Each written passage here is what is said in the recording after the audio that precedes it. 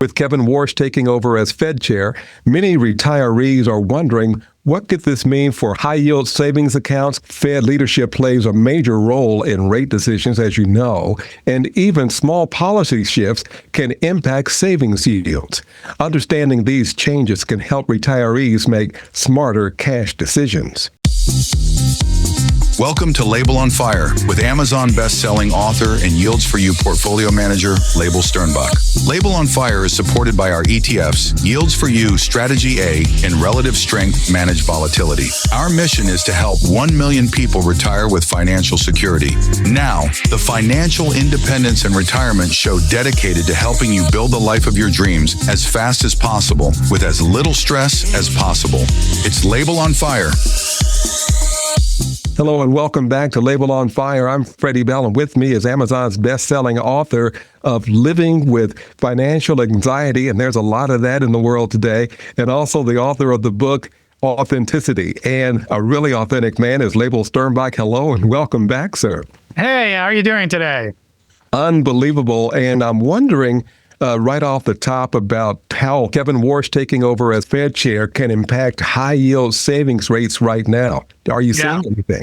Still needs to be confirmed, right? So, well, we'll see how that happens. But that chatter is out there, and I can see some movement, but I don't know. Is this what you expected so far? Trump likes him because Trump wants lower interest rates, which from a federal government standpoint, right? The federal government wants lower interest rates because that means that the borrowing power of the federal government, the amount of the budget that needs to be used to repay all our foreign debt or all of our national debt, right, is lower. It's a cheaper cost, which allows us to ultimately fuel this kind of growth that we've had in the market. It allows for basically free money to flow and for us to build our economy, which worked out really well over the last 25 years. Having said that, the issue becomes if there's too much free money in the economy, then the term that the Fed uses and the economists uses, that the market gets overheated. And if it's overheated, then you start seeing runaway inflation. It starts creating inflation because I don't know, if it was only 2 years ago, right? But we had all this heat up with the tech sector, and you had, people were staying in a job for 6 months, 9 months, and they were just staying long enough to get an offer for the next job because there was so much money chasing talent. And there still is to a certain extent, but at least tech has started laying off people. Hiring has slowed. You have the long-term investment. Some of that's slowing, though you have AI is still growing, and you have data centers are still growing. So you have this kind of give and take over there. The problem is if things heat up too much, then you have runaway inflation, right? If you have more dollars than people, then all of a sudden people are commanding salaries of, $500,000 a year that ordinarily would be commanding, $150,000, $200,000.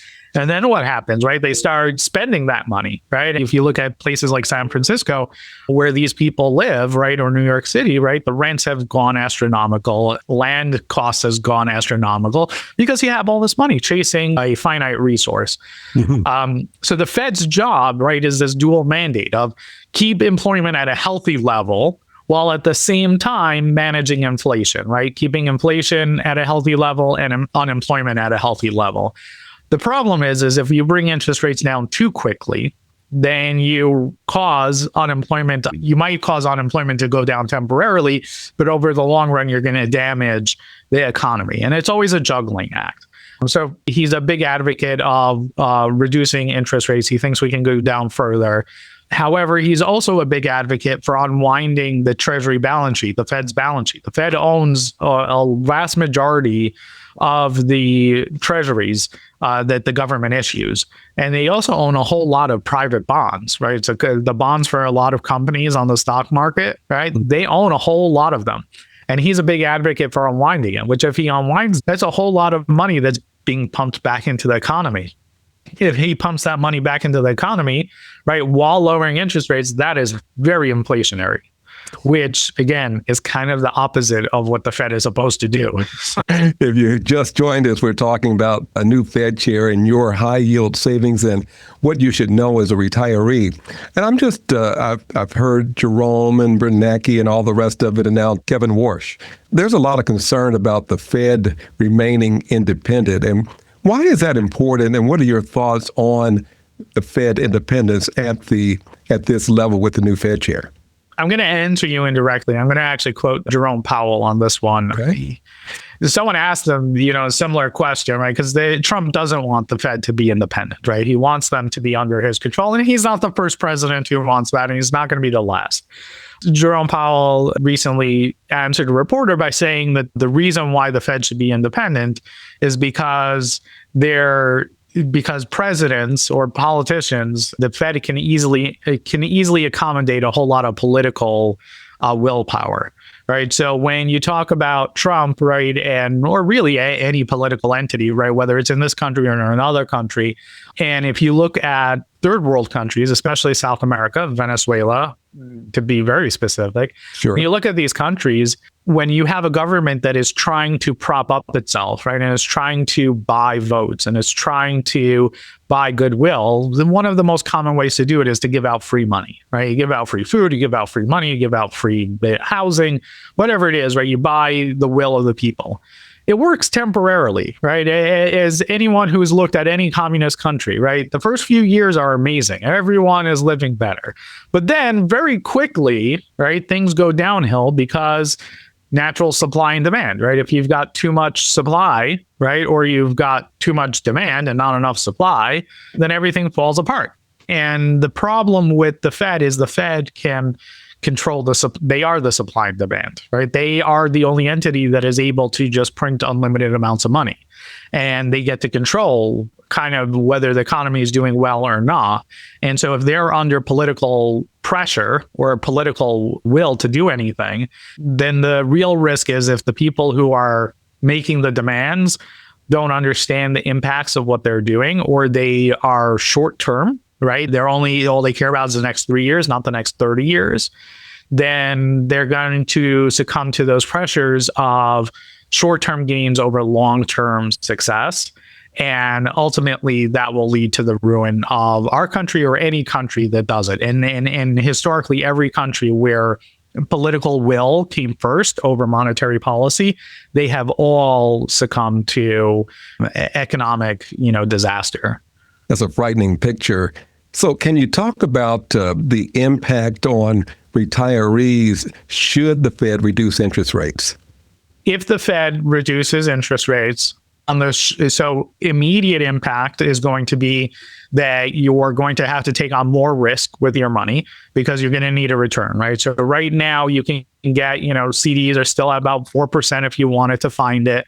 You can, which also means that, on an investment standpoint, so right, like me as an investment manager, we don't have to take on a lot of risk in order to get you that 5-6% return that most of our clients are looking for, because we only have to close the gap between, 4% and 6%, right? So it's not a high hurdle to make, which means what that really means for you as a retiree is that if the market goes down, right? If there is a Black Monday, right? If there is a Great Recession, if there is another dot-com bubble, which this will be with AI, right? Or it might be with something else, or a war in the Middle East, or a war over Taiwan, which, by the way, Taiwan manufactures something like 80% of our military chips. And if there's a war there, for the first thing that's going to go is going to be your iPhone. And then the second thing that's going to go is going to be all the chips that control almost every electronic device in this world, right? And that's really the war that's being fought right now is over the future of electronics. But what will happen is you're going to get temporary reprieve on prices, but you're going to have to take on more risk to be able to fund your retirement. And then in 2 years, 3 years, 5 years, 10 years, sometime down the road, when that market corrects, right, and the free market starts to realize that we're built on a house of cards and reality starts to settle in, you're going to lose 60, 70, 80% of your retirement because you were busy chasing yield instead of stability. And yeah. So we're just about out of time, Leibel, but if we talked about the crystal ball and the tea leaves earlier, how are you helping to prepare your clients for 2026? Yeah. So the first thing that we're doing, right, is we love, the 321 retirement plan, 3 buckets, 2 strategies in each bucket, 1 plan, right? It's time diversification is the key, right? So making sure that when the market corrects, right, because it's not a question of if, it's a question of when. And, maybe Trump manages to keep the market going while he's in office, but what happens when he leaves office, right? There is going to be a reckoning. When that reckoning happens, you need to make sure that you're able to recover. And even if by some miracle there's no reckoning, right? Statistically speaking, 5% corrections happen every 3.5 months, 10% corrections happen every 18 months, 20% or greater every 3.5 years. It's going to happen. You need a way to prepare for it. So that's number one, making sure that you have a bucket of money that can help you outlast the market volatility. That's number one. Number two is we're adjusting. We adjust our allocations, one, to accommodate for the fact that internationals now actually have real value that they haven't historically had, and that interest rates are going to remain volatile, right? At least until the Fed chair, whether he gets confirmed or not. If he does get confirmed, he's got a whole bunch of other governors that he's got to convince. And for the first time in a very long time, we have dissension with the Fed governors. There isn't a consensus. We're preparing for more volatility while positioning to profit from it. Makes a lot of sense. Leibel, we got to leave it there, but I'll just remind everyone that you can go to yieldsforyou.com and set up meetings and get more information about the impact of your retirement savings and your plans right there. And while a new Fed chair can shift the direction of interest rates, as we've heard from Leibel, changes tend to unfold over time, so it's not time to panic. High-yield savings accounts can still play a valuable role for you, but flexibility is a key as rates evolve. Staying informed, too, also helps you to make confident, well-timed cash decisions. For Leibel Sternbach, I'm Freddie Bell, and this has been Leibel On Fire.